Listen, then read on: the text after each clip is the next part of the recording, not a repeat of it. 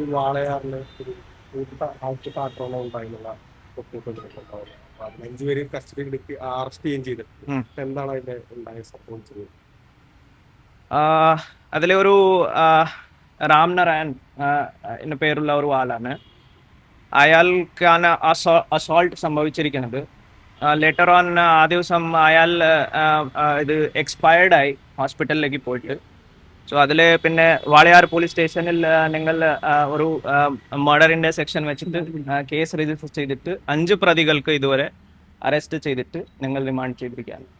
ഇനി കൂടുതൽ വകുപ്പുകൾ ഇവർക്ക് ചുമത്തും. കാരണം SCST അട്രോസിറ്റി അടക്കം ഉള്ള വകുപ്പുകൾ ചുമത്താനുള്ള സാധ്യതയുണ്ടോ? പിന്നെ ആൾക്കൂട്ട മർദ്ദനത്തിന് മറ്റ് പ്രത്യേക വകുപ്പുകൾ ചുമത്തുകയാണ്. ഇതിലെ നമ്മുടെ ഇൻവെസ്റ്റിഗേഷൻ ഇപ്പോൾ നടക്കൊണ്ടിരിക്കുകയാണ്.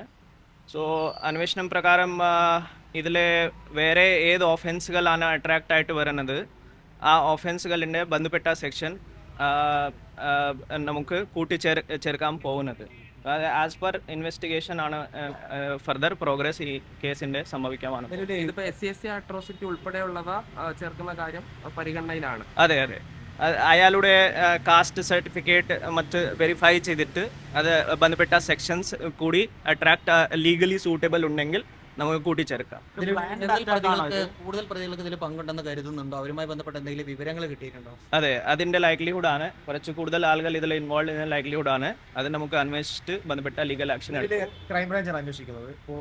ഇതിലെ ഒരു SIT ഫോം ചെയ്തിരിക്കുകയാണ്. ഇപ്പോൾ ഒരു DYSP ഡിസ്ട്രിക്ട് ക്രൈം ബ്രാഞ്ചിന്റെ നേതൃത്വത്തിൽ ഒരു 10 മെമ്പറിന്റെ ഒരു SIT ആണ്. അത് എൻ്റെ ഡയറക്റ്റ് സൂപ്പർവിഷനിലാണ്, direct supervision of SP Palakkad. ഈ മിനിസ്റ്റർ ഉൾപ്പെടെ പറഞ്ഞതിൽ പ്രതിയായിട്ടുള്ള ആളുകൾക്ക് രാഷ്ട്രീയ ബന്ധമുള്ള കുറ്റകൃത്യങ്ങൾ ഉൾപ്പെടെ പങ്കെടുത്തിട്ടുള്ളവരാണെന്ന് അത് അന്വേഷണത്തിന്റെ ഭാഗമാണ്. അത് നമുക്ക് അന്വേഷിച്ചിട്ട് ഫർദർ പറയാൻ പറ്റും.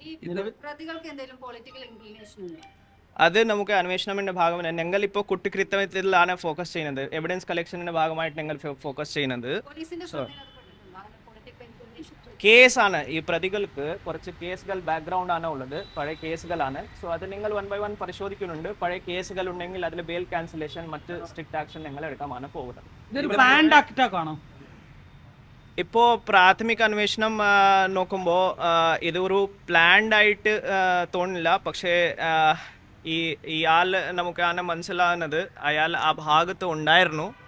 അപ്പോൾ കുറച്ച് ആളുകൾ കൂട്ടിട്ട് ഒരു സംശയത്തിലാണ് ഒരു അറ്റാക്ക് സംഭവിച്ചിരിക്കുന്നത്. അത് പ്രൈമറി ഇൻവെസ്റ്റിഗേഷൻ ആണ് ഉള്ളത്. ഫർദർ നമുക്ക് കുറച്ചുകൂടി അന്വേഷിച്ചിട്ട് വിറ്റ്നസ്സുകളുടെ മൊഴി എടുത്തിട്ട് ക്ലാരിറ്റി കൊണ്ടുവരാൻ സാധിക്കും. ഒരു ക്രിമിനൽ പശ്ചാത്തലമുള്ള ആളുകളാണ് അല്ലേ? ബാക്ക്ഗ്രൗണ്ട് ഉണ്ട്.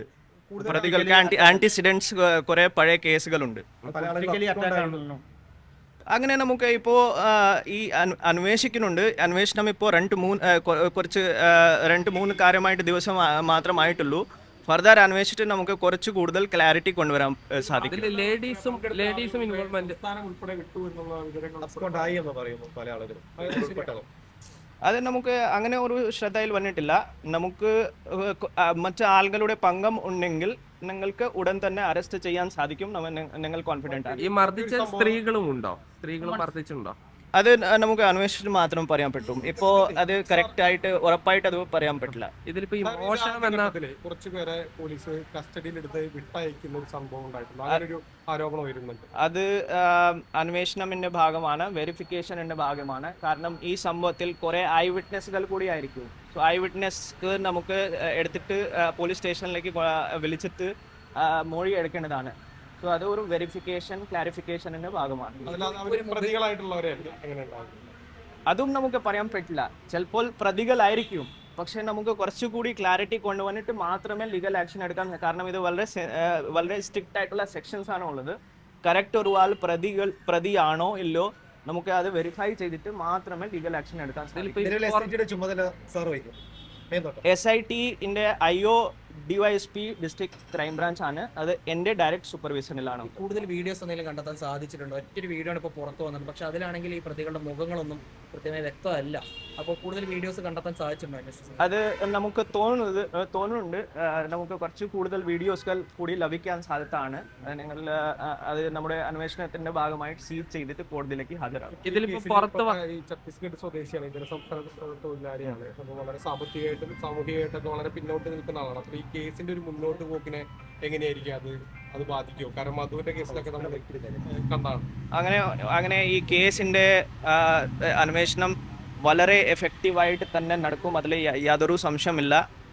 പോലീസ് ആദ്യം ഘട്ടത്തിൽ തന്നെ വളരെ സീരിയസ് ആയിട്ടാണ് ഈ കേസ് എടുത്തിരിക്കുന്നത്.